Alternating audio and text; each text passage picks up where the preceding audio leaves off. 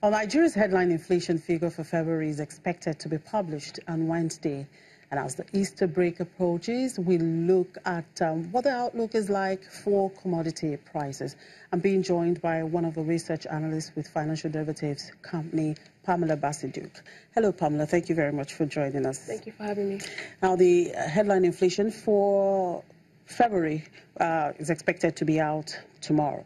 And the FDC think tank had predicted a downward trend to about 14.75%.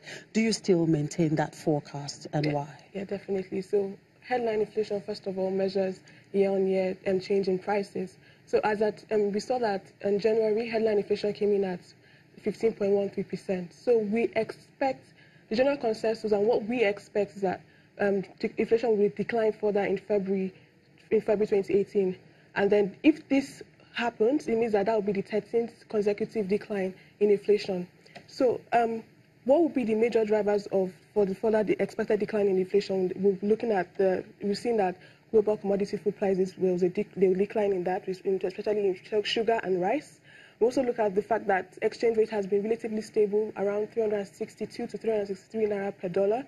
We've also seen that there was a reduction in market liquidity in the system, because in February, we saw that the market's opening position of banks dropped by approximately 39% to 124 billion in February.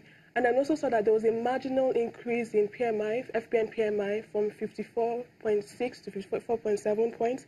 And then we also saw an improved power supply. So generally, all in all, we should see a further decline in headline inflation. All right, looking at the domestic commodity market, we seem to have a lot of companies coming up with some kind of initiative, like Dangote and Olam, that have started selling their flour in about 52 kg bags. So just wondering if what the implication of this would be in terms of pricing. Is that going to have any impact on the pricing of flour?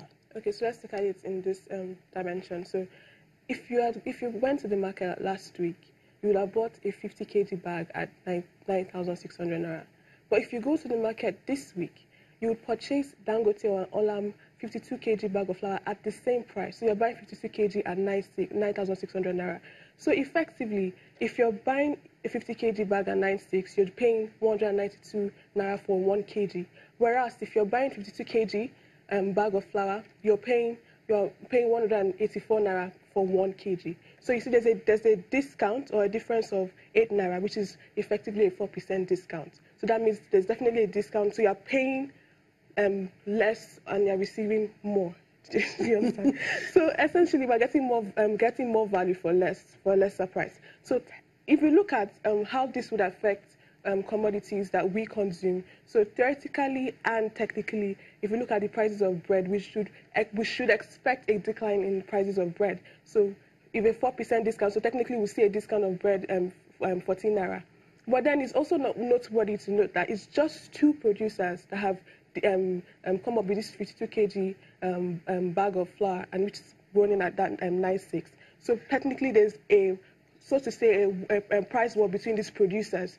So we should keep that in mind. But definitely, this is a welcome development. So.